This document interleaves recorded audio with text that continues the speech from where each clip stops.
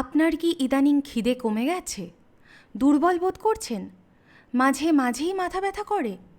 শরীর ফ্যাকাশে হয়ে যাচ্ছে, বেশি ঘুম পাচ্ছে, এমনকি হার্টবিটও বেড়ে যাচ্ছে? সাবধান হন, এই উপসর্গগুলো কিন্তু অ্যানিমিয়ার লক্ষণ হতে পারে। রক্তাল্পতা বা অ্যানিমিয়াকে অনেকে গুরুত্বই দিতে চান না, কিন্তু এই অ্যানিমিয়ায় ভবিষ্যতে মারাত্মক পরিণতি নিয়ে আসতে পারে। অ্যানিমিয়ার প্রথম ও প্রধান কারণ হলো অপুষ্টি। অপুষ্টি ছাড়াও অন্য অনেক কারণ রয়েছে।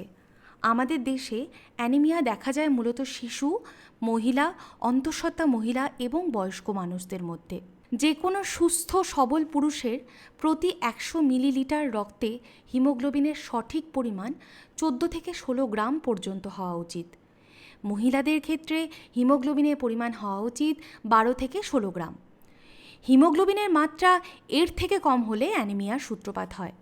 অর্থাৎ অ্যানিমিয়া মানে হলো রক্তে হিমোগ্লোবিনের পরিমাণ কমে যাওয়া।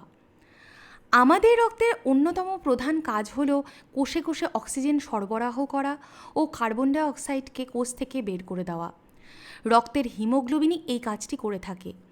তাই অ্যানিমিয়া হলে রক্তে অক্সিজেন বহন ক্ষমতা কমে যায়, যার ফলে হার্টের কাজ বেড়ে যায়, ক্রমাগত হার্টের আকারও বৃদ্ধি পায়, যা থেকে ভবিষ্যতে হার্ট ফেইলিওর হওয়ার সম্ভাবনা থাকে। কী কী কারণ থেকে অ্যানিমিয়া হতে পারে সেগুলো একবার জেনে নেওয়া যাক। হিমোগ্লোবিন তৈরিতে কোনো রকম ত্রুটি, অপুষ্টি, অস্থিমজ্জা থেকে ঠিকমতো রক্ত উৎপাদন না হওয়া, শরীরের রক্ত তৈরি হবার পরেও অজ্ঞাত কোনো কারণে রক্তকণিকা ভেঙে যাওয়া, কিডনি ফেইলিওর, খাদ্যে ভিটামিনের অভাব, শরীরে আয়রনের এবং ফলিক অ্যাসিডের পরিমাণ কমে যাওয়া, কিছু নির্দিষ্ট রোগ যেমন পেটের আলসার, পাইলস, থ্যালাসেমিয়ার মতো রোগ, শরীরের কোথাও আঘাত লেগে সেখান থেকে প্রচুর পরিমাণে রক্তক্ষরণ, মহিলাদের দীর্ঘদিন ধরে চলা পিরিয়ডের কারণে অত্যাধিক রক্তক্ষরণ ইত্যাদি বিভিন্ন কারণ থেকে অ্যানিমিয়া হতে পারে। আপনার অ্যানিমিয়া হয়েছে কি না তা বুঝতে অ্যানিমিয়ার উপসর্গগুলো জেনে নেওয়া যাক। আগেই বলেছি, শ্বাসকষ্ট, মাথা ঝিমঝিম করা, বুকে ব্যথা, খিদে কমে যাওয়া কিংবা বেশি ঘুম পাওয়া, হার্টবিট বেড়ে যাওয়া, শরীর ফ্যাকাশে হয়ে যাওয়া, খুব দুর্বল বোধ করা, হঠাৎ করে অজ্ঞান হয়ে যাওয়া ইত্যাদি সব কিছুই অ্যানিমিয়ার লক্ষণ। অ্যানিমিয়া হয়েছে কি না তা জানতে প্রধানত 2 ধরনের রক্ত পরীক্ষা করা হয়। 1 নম্বর হলো পেরিফেরাল ব্লাড স্মিয়ার আর 2 নম্বর হলো কমপ্লিট হিমোগ্রাম। ঠিক কোন কারণে অ্যানিমিয়া হয়েছে তা বুঝতে পেরিফেরাল ব্লাড স্মিয়ার পরীক্ষা করা হয়। সাধারণভাবে অ্যানিমিয়াকে ততটা গুরুত্ব দেবার মতো না মনে হলেও অ্যানিমিয়া থেকে ভবিষ্যতে মারাত্মক রোগ হবার সম্ভাবনা থেকে যায়। হার্ট ফেইলিওর, হ্যামারেজ, জন্ডিস, পায়ে ও পেটে আলসারের সমস্যা ইত্যাদি নানা রোগ দেখা দিতে পারে।